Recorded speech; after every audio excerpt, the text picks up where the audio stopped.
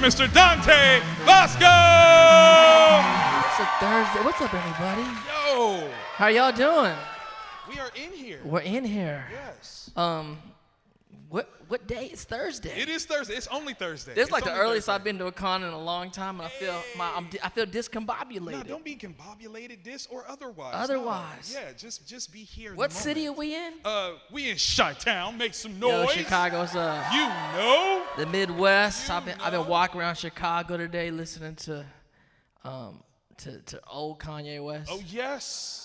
Because we like that old Kanye. I mean, you know, Not necessarily that new Kanye. I was listening to old Kanye West You walking know what around I'm the saying? streets. What is your favorite Kanye West song? I mean, yeah, that's a good question. Yeah. Probably it depends on where you are. You know what I'm saying? If I'm in a club, probably Flashing Lights. Okay, that's a classic. Y'all bop with that one? Look, there was like, I don't know. Yes. Flashing Lights is dope, but Yeah. just walking around like, you know, I don't know, all falls down or something like that. Yeah. Something like that. We need to get your energy up, though. What Kanye is best for you? I mean, The Good Life. Oh, that's a good The one. Good Life. That's a good one.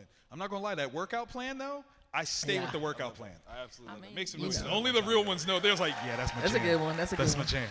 Now, for your benefit, we want to know, is it okay to open up for some fan questions? Let's go. Let's talk. Okay, so very carefully, quietly, safely, please. We got a microphone back here.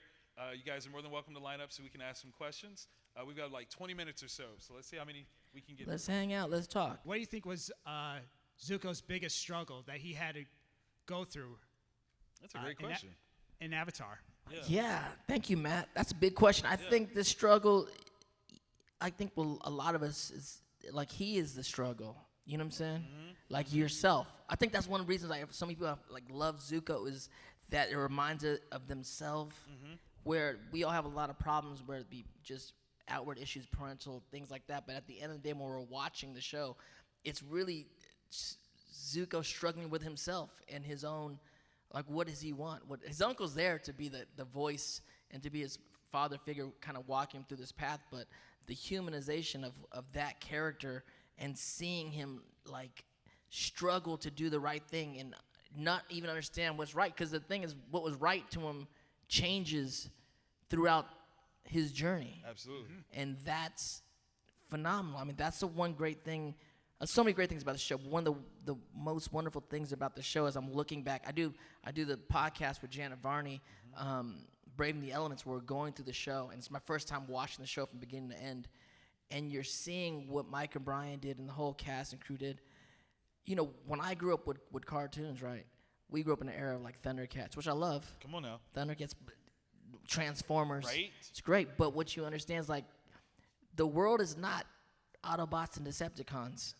That's not the world, right? When you watch Avatar and you watch these characters, you're seeing good and bad in every element. Mm-hmm. It's not like Fire Nation's all bad and Water Tribe's all good. No, there's good and bad in each thing. And with Zuko, what he thought was good for him at the beginning of his journey, he realizes it changes in the middle, and that's where we all are in our lives. We're all in the process in who we are going to become, and even that who we become is still a process of what we're going to be next. And so, I mean, he is, as we all are, our own.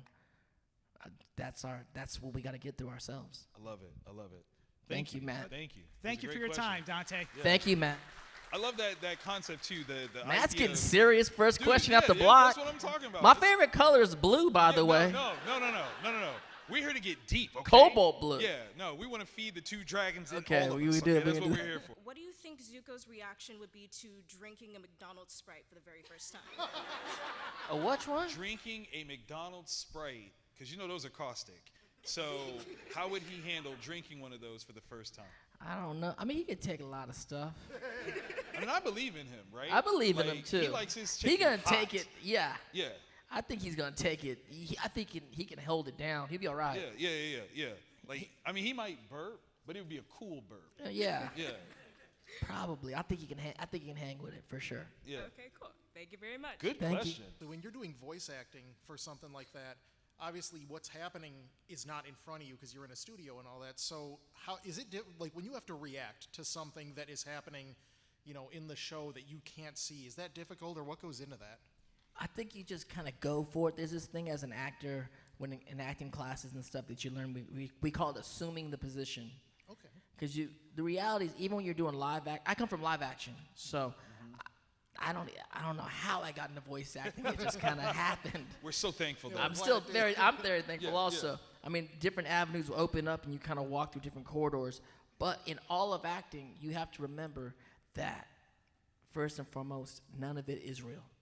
Like, it's all pretend. We're all pretending the whole time. Like, Right. none of it's real. None of it. And so it's always assuming the position and just like, like it's crazy. Like, yeah, I can bend fire or I can fly or anything. Like, all this stuff, it's so funny because it's like, we're not, even when it's not superheroes, it's like, Right. that's not my dad and you're not my sister, but we're going to have a fight, like, for real fight.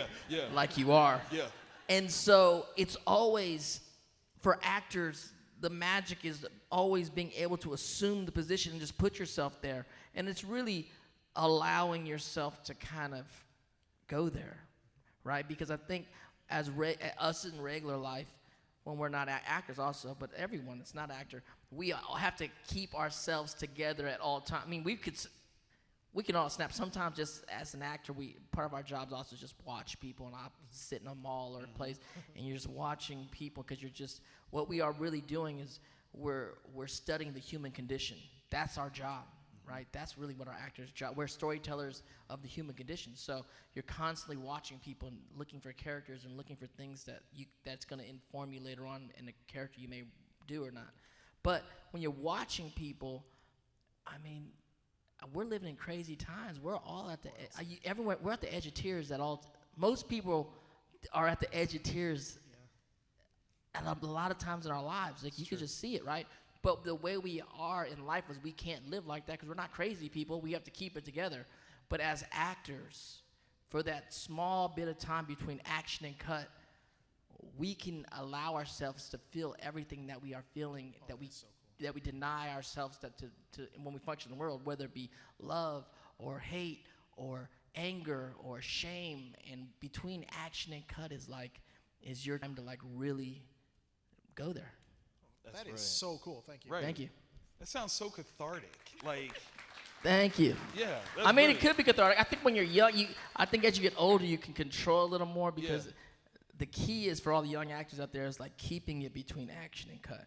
Because the indulgence of the actor and the indulgence of us as people, we can kind of go going, keep beyond. going. And then, the more famous you get or more power you get, you start to be more dramatic outside of action and cut, True. and that can lead into problems. I think you just described Kanye. Okay. Hey! Hello. My question is, from all your time kind of being associated with Avatar: The Last Airbender, obviously with the rise of meme culture, there's been kind of a focus on like favorite quotes or favorite scenes. Is there a particular quote that has gotten like said to you in public more than others, or is one that kind of sticks out to you? So many. I mean, people can yell honor at me at any time. For sure. Honor. Don't give them that permission. I know You they will get do. that for the rest of the weekend. I mean, that's rough, buddy. Yeah, all the time. That's a good Classic. one. That's a classic. good one. So I mean, those probably the two biggest ones. Yeah. There's a few other ones. There's so many great little, like he has so many great little moments. And again, with the whole meme culture, who knows how these memes kind of become viral? It's crazy. brilliant. But they definitely capture a specific moment when people use it in their lives. It's what's wonderful is when we talk about this as filmmakers. It's like when our films and television shows become like your film. When the audience takes it as their own, then we know it's we've done something good. Absolutely. And it's happened to me before. There's like a generation when I did the Peter Pan movie, and when there's a generation that uses words and phrases from that film as part of their daily vernacular and with their friend groups, the bangarang, you are the pan, things of that nature, and you're going, wow, you become part of the zeitgeist of that generation. So it's That's wild. brilliant. I love that. What shows or like TV did you like growing up? I mean, I grew up in the 80s, and so I grew up with, like I said, all those things from like Thundercats to He-Man to like Transformers, X-Men. Like those are the things that I grew up with on the animation side, and then just like all that kind of stuff. And then anime started coming in through Japan and the right. subs and stuff. So I was inspired by all of those things, and still am. Voltron, and those are like the big ones from my nostalgia. But I'm into all the new stuff too. Thank you. Thank you. Awesome to meet you. What would Zuko's YouTube apology video be to the Avatar team? Wow. Do you think Zuko would actually make that video? Maybe. Would he make an apology video? Sorry, I tried to burn you. I mean, he messed up so many times. Yeah. Yeah, but he saved him a lot too, though. He did. At the end of the day, he came back. But I was also upset with him when he left with Azula. Right? Oh, yeah. Like, at the end of book 2, you're like, what? Come on, bro. What is Like, happening? come on, dude. Hey, it's My family, guy, bro. what are you doing? It's family, bro. Azula always lies. He'd be like, hello, Zuko here. You guys, my dad, Not my dad! Yo! you know, I mean, you don't understand. It's my dad. You know him. It's kind of crazy. I hate him too. We're in this together. I hate him, but my sister, she's a bee. Yeah. Facts. Come on. Come With all on. due respect. With all due respect. But I have some plans. I'll be back. There you go. Thank you so much. Thank That's you. brilliant. Chicago makes type Basco.